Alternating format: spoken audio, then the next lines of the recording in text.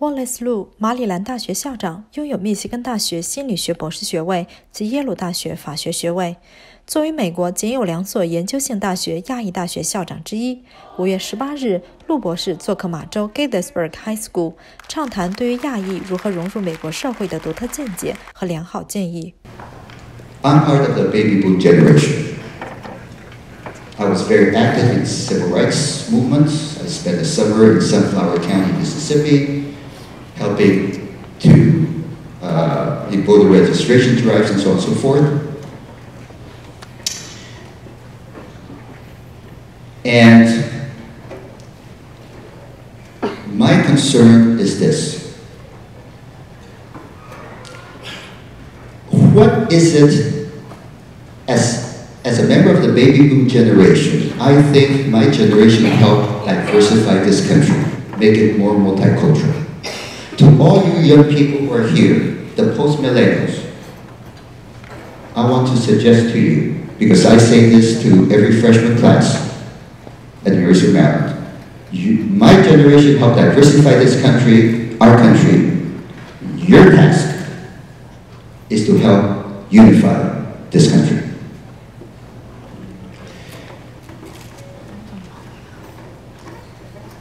Back in, I think it was 2004,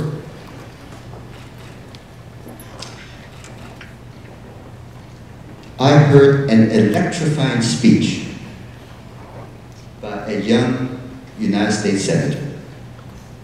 And this senator at the Democratic Convention said, there is no white America, no Asian America, no black America, no Latino America. There is only the United States of America. That senator went on to become President Obama. When I was 17 years old in Iowa, I hitchhiked across the country to come here on a very sultry here in Washington, D.C. to join 300,000 people to hear Martin Luther King deliver his speech, I Have a Dream. With thunderclap eloquence, he spoke of a dream. His dream was that someday his children will be judged not by the color of their skin, but by the content of their character. It's not about race. It's about certain values, is what he was saying. And that was his vision of what brings us together. But it was not just Obama and Martin Luther King. You go all the way back to Frederick Douglass, who, of course, as you know, was from Maryland. He escaped Maryland. He was enslaved. And he became a famous orator. And we have a statue of Frederick Douglass right in front of the library. And on the ground, there are excerpts of his speeches. And one of his speeches that I love the most is his speech, A Composite Nation. Now, this is right after the Civil War, where he wrote, in this composite nation of ours, composite was the language of those days, you know, the late 19th century. What today we'll call multiculturalism, it was called composite. In this composite nation of ours,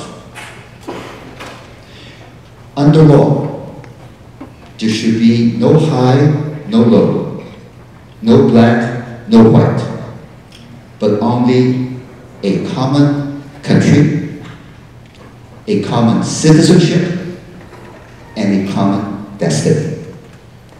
So what do these three leaders share in common that we can learn from? From Obama to King to Frederick Douglass. A vision of a post-racial society. Now, I'm not naive. I recognize the importance of race and culture and so on and so forth.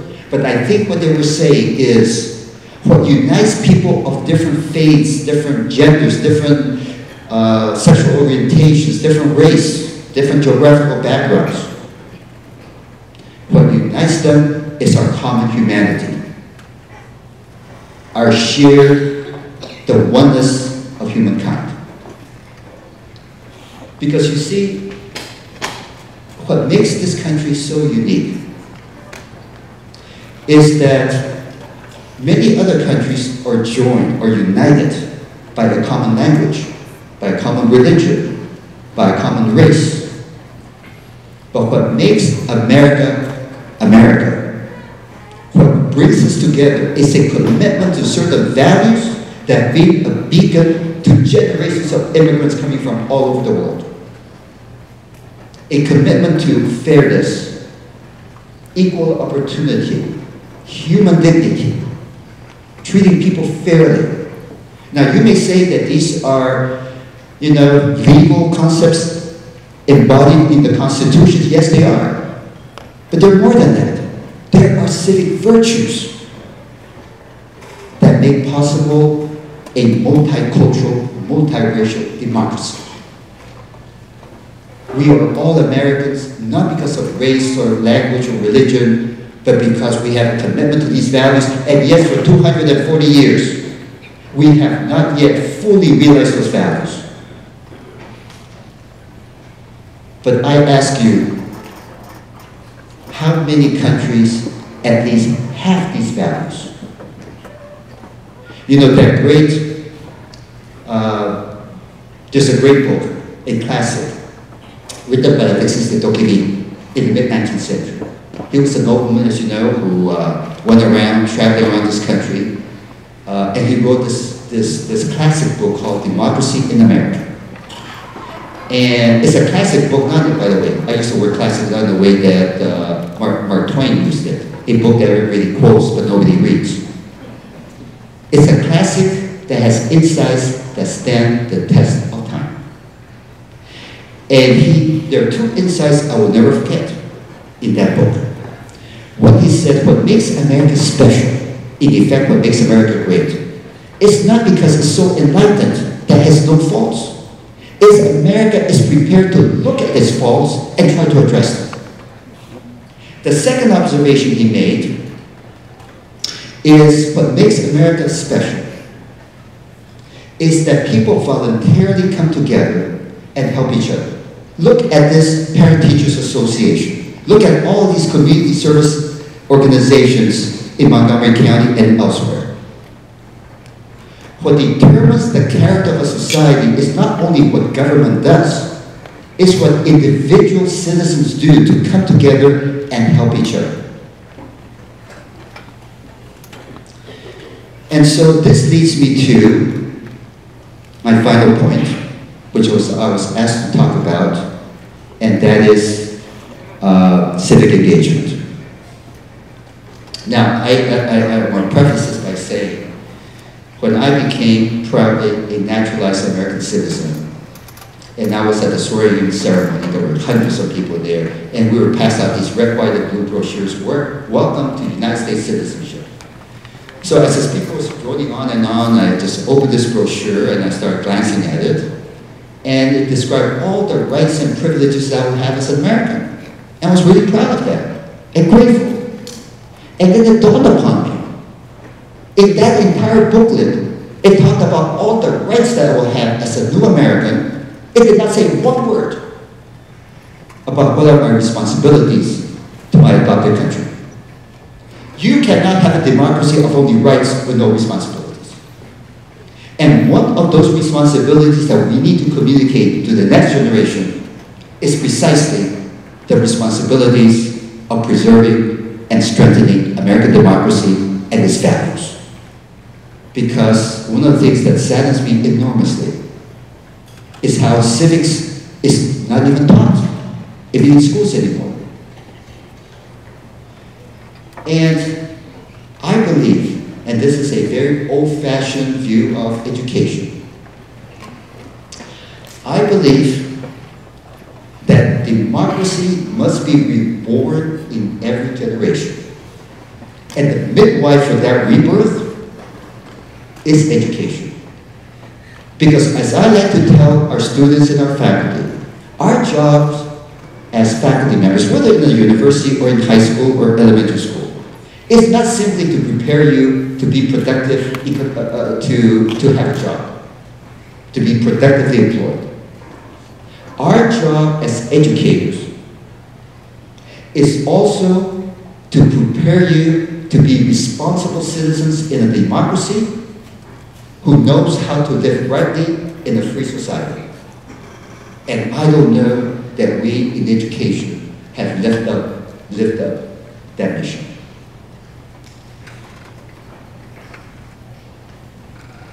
So if democracy has to be reborn in every generation, and that's part, of course, of the evolution of American democracy, and remember the motto of our country that's inscribed in our coins, E pluribus unum, from many, one.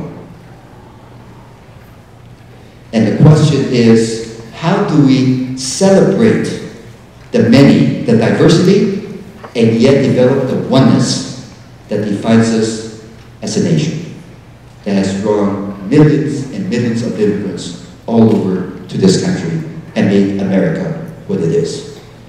And I will simply conclude by saying to the post-millennial generation, your job is to help unify this great country so it will continue to be a beacon of light to the rest of the world. Thank you very much.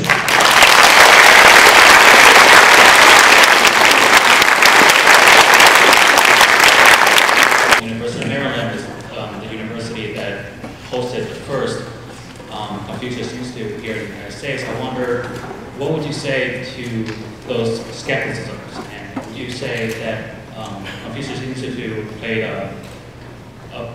what kind of role do you think the institute played on your campus? Well, the Confucius Institutes teach Chinese language and culture, and the University of Maryland is proud to have hosted the very first Confucius Institute in the United States. And they teach Chinese language and culture classes to middle schools and high schools throughout Prince George's County, Baltimore, even in Washington, D.C. Now, there are enormous pressures, as you know, by the U.S. government to shut down Confucius Institutes. And in our situation, and we're not alone, that the government has said you either close the institute or we cut off federal funding. That puts us in a very difficult situation. I think I don't have an answer to that. I don't know what is the right approach. I can say this. We are in a very new, dangerous era where the rise of China is now being perceived as a threat to the whole of society of the United States. A threat not just militarily, but also economically and culturally and so on and so forth. It is almost as if we are about to enter into a new Cold War. When, for example, the director of the FBI appears before a Senate committee hearing and says that all Chinese should be considered possible suspects for theft of intellectual property, of trade secrets, maybe be spies. I was saying to myself, are we going back to the era of World War II where Japanese Americans were interned because of their race, and yet German Americans and Italian Americans, and we were at war with them too, they were not interned. So I thought that this kind of language, and I wrote a letter directly to the FBI director saying it is very unfortunate. It is McCarthyism, it is racial stereotyping. I had hoped that we have gone beyond that. Now, recognizing that, sure, there are spies. American spies spy on China, Chinese spies spy in the United States, there's some theft, but that kind of, what really concerns me very greatly is that this is a situation that I don't think is going to resolve itself anytime soon. That this competitiveness, viewing China as a serious strategic threat to the whole of society, not just militarily and economically, but the whole of society, is a situation that we'll be addressing for a long time to come. And to briefly follow up on that question, recently several GOP lawmakers also moved to introduce a bill trying to restrict visas for Chinese scholars and students coming into the United States. I know there are a large population of Chinese students on University of Maryland campus. So do you think this kind of move will be in the interest or against the interest of a university such as yours? Well, let's put it in context. If you look at PhDs granted by American universities, especially in STEM fields, science, technology, engineering, and mathematics, 55% of all PhD degrees go to international students. If we were not to have any international students, America would lose its edge in STEM. And of those international students, about 12 to 13% are from China. And a few years ago, the vast majority of them, after getting their PhDs, will stay in this country. Now, increasingly, many of them are going back. And they're free to go back to where they want. And the threat is not simply limiting them.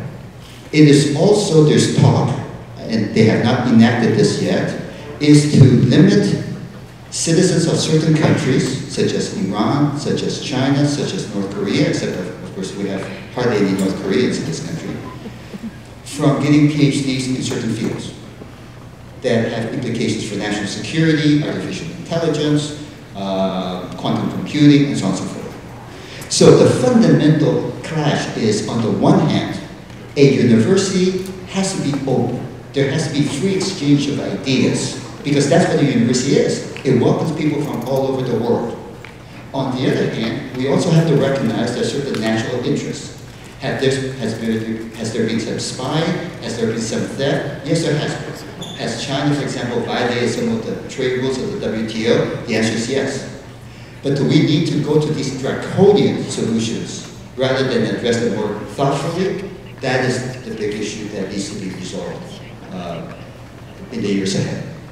So I know that a lot of people will often talk about how there are often disadvantages from being Asian in their life. So I wanted to know what was a situation where being Asian and coming from an Asian background really benefited you. How it benefited me? Yeah. Well, I like to think that personally, there's a lot of what I learned from my parents. Look, I know it's a stereotype, but there's a lot of truth to the stereotype. Among Asian families, Chinese families, others, there's a very high premium on education. Secondly, I was brought up by my parents to, at least in Shanghai dialects, chaku, eat bitter. And, you know, look, most Chinese that I know have a work ethic that is amazing. They work long hours, they don't complain, they're resilient. I like to say that we are as strong as Chinese, or Asians generally, we're as strong as bamboo. Do you realize that when there's a huge storm, a tremendous oak tree will fall down, but the bamboo doesn't fall down? And it's a slender reed. Why? Because the bamboo bends with the wind and does not break. And why does it bend? Because it's part of a community of other bamboos that surround it and protect it. So all I'm saying is that there are aspects about Asian culture which, you know, helps develop resiliency, develops perseverance, hard work, and these are qualities that are necessary for advancement in American society. And I think these are values that are, well, they are also values, I believe, that make this country what it is.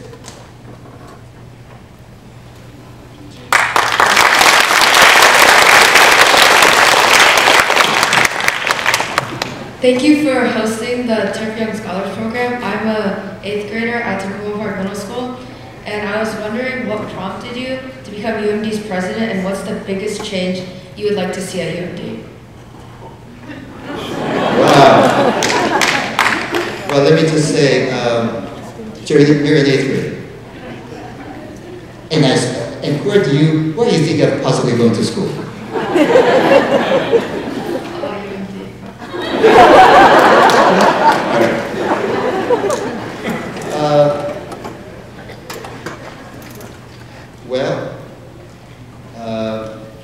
Let me put it this way. I've spent most of my life first as a lawyer and then as a professor. And once you leave the track of a faculty member and become an administrator, it's a totally different situation. And one of the odd things is that if you want to be a business executive, you go to business school and you learn, you're trained to become a business executive. If you're interested in becoming a military officer, you go to the Army or one of the military academies and they train you to do that. I can tell you there's not a single course on how to become a president. There's no degrees in academic administration, right? So it's learning on the job. So I can tell you that my first administrative job was being a dean. And I can tell you that I hated the job. Now, I didn't even apply for it. I was on the search committee. I was a faculty member one day at the University of Washington. And one day the president calls me and says, we're doing a search for a new dean of your law school. I said, really? He said, what, you don't know? I said, no, I just mind my own business. You know, I teach, I write my books and articles. He says, yes, we're looking for a new dean and I want you to be on the search committee. I said, fine, I've never been on such a search committee, and I work hard. I tried to come up with names of people to my deans. And then one day they said to me, do you mind leaving the room? I said, fine, I have to go to the bathroom. When I came back, the committee said to me, we would like to nominate you to be the dean. However, if you choose to accept, you have to step down. Because you can't vote for yourself. I said, no, I'll do it. I'll step down. I'll step out of the room. Anyway, to make the long story short, to my enormous surprise, because I never envisioned becoming an administrator. Was dean, a provost, or president. I thought it was a joke. Before you know it, I was appointed as dean. And I can tell you, I was absolutely miserable. I wanted to quit. And my mother, who was a school principal in China, at a time when women in those positions were far and few in between, she pulled me aside one day and gave, and she rarely gives me professional advice, not that once I become an adult. And when I was saying to her, I can't stand this job. I just want to go back to teaching, mentoring students and writing my articles. This business of, taking care of budgets and so on and so forth. And then she gave me an advice I have never forgotten. She said to me, there are those who sing and dance, and there are those who enable others to sing and dance. And Wallace, don't you ever forget what's your main responsibility. Once I realized that the job of an administrator is not to sing and dance, but to help others to sing and dance, make sure that they thrive, and so that the satisfactions of the job are vicarious. The satisfactions come from the successes of students, other faculty, and staff. Then you're qualified to be a president or an administrator. It took me a long time to learn that lesson.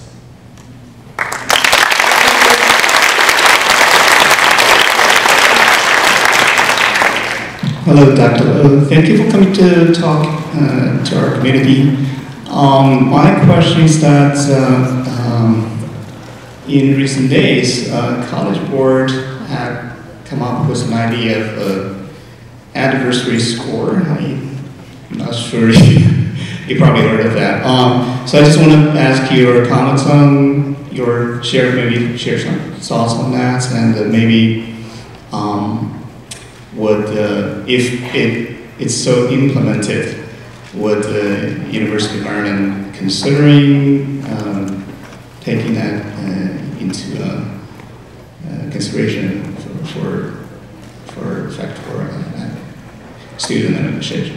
Yeah. Well, the question, in case you didn't hear it in the back, the educational testing service that produces introduces the scholastic, the SAT, has come up with a new measure. So people take the test, and they set the test scores to whatever college the students wants the test scores to go. But now the test scores come with a measure of disadvantage that somehow they take into account, the educational background of the parents, the financial situation of the parents, and they have a quantitative scale of how economically disadvantaged this person is. So a school that's looking at the application, they see the score, and they also see how disadvantaged the student is. Now, this has never been done before, and I can see why they're doing it.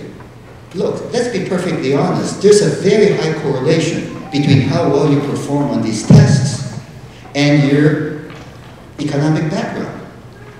You go to a very good high school, public or private, you come from a family where the parents have gone to college, they have a high premium on education, you get tutors, you have a rich environment, your scores are going to be higher. And so the question is, if you're going to rely solely on test scores, or solely on test scores combined with grade point averages, you're going to exclude students who have the potential but don't perform well because of their family circumstances. That is a reality. So that is, of course, and I really don't accept the argument that this is between excellence and achievement on the one hand versus simply taking into account the social economic factors. In a democracy, you cannot have a system where you have publicly funded institutions where you have a disproportionate number of low-income students who don't get it. Now, where you strike that balance is a very difficult question. I don't have the answer to that. But I can tell you, since I didn't learn English until I was 15, my scores, at least the test scores, were always very low. Which is why when I graduated from college, even though I had, by the time I graduated, it was a pretty good average, look, if you don't learn English until you're 15, it's very rare that you're going to do well. So 4 or 5 years later, when there was affirmative action, they in effect took that into account. That they didn't take into account 5 years earlier. And they admitted it. So my point simply is that in a democracy, you can't simply say, take a test and we will simply objectively decide admission, because the passport to economic opportunity is education. And the stronger the school, the stronger your chances in life. But where you draw the line is a very difficult issue. But you've raised a very important issue that all universities will be wrestling with in the coming years. I have a question that as we are involved with a parent organization, our parents seem to have now understand that civil engagement and leadership are important things to instill in their children. And they would like to help foster their children's leadership skills and encourage their civil engagement. Do you have any practical suggestions that will help all of us sitting down here? What to do with our kids to encourage their leadership skills and their civil engagement? Well, that's why I say that community service, for example, is very important. And when I talk about civic engagement, I'm not simply saying that you get a book out and you memorize the Constitution, or you learn, technical details of how a system of democracy operates. Civic engagement means going out and helping others in need. And doing it in a way that you can scale up and have an impact. So rather than talk about it in the abstract, let me give you an example of what is civic engagement that develops leadership skills and that helps society. And I think developing such skills and the passion for that is a fundamental task of high schools and colleges. Let me begin with the story of, you've heard the story. Somebody is hungry. So you go and give the hungry person a fish. That person has a meal. That is very important service. That's called charity. And it's important. So he has a meal, the hungry person. Now you take the civil engagement one step higher. Instead of just giving the person the fish, you teach that person to fish. That person will have a meal for a lifetime. Now you take it up to another level, which hopefully college will teach you. And that is, you teach the person not only to give a fish, not only how to fish, you teach that young person in college to go into that village and transform the fishing industry, to innovate, so that the entire village has food and they create jobs because they've engaged in innovation and entrepreneurship. That is called social innovation. That's what we try to teach, not by books, by hands-on work. So let me give you, this is a real-life example. So this was about 4 or 5 years ago. This English major, by that time he was a junior, he came to me, he said, you know, there's a lot of food thrown away that's wasted in University of Maryland. Because food that you put out in cafeterias, but the students don't pick up to eat, that's not even served. Did you realize that all that food cannot be stored in the refrigerator and served the next day? It has to be thrown away. So you go, for example, to food kiosks at the stadium, hot dogs and hamburgers that are cooked but never served, they have to be thrown away. He says, that's an incredible waste. And so he said, I have an idea. I'm going to assemble a whole bunch of students, teach them the public health laws of Prince George's County. And then every single night, we're going to go out, have teams of students throughout the whole county. We've got scores of restaurants and cafeterias. Collect all of them and take them to homeless shelters. He did it.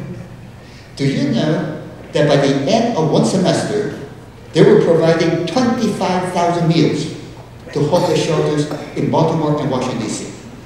That is a form of civic engagement. They're learning practical skills, making a real difference. But he goes a step further. He forms a not-for-profit company called the Food Recovery Network. And then he starts getting other colleges to adopt this. And a whole bunch of colleges get really excited to do the same thing. The Food Recovery Network today is at 350 colleges around the world, around the country. So last summer, he was on Good Morning America. So the anchor said to him, wow, so you started the Food Recovery Network at the University of Maryland. It's now in over 300 colleges around the country. So what's your vision? Where else do you want to go?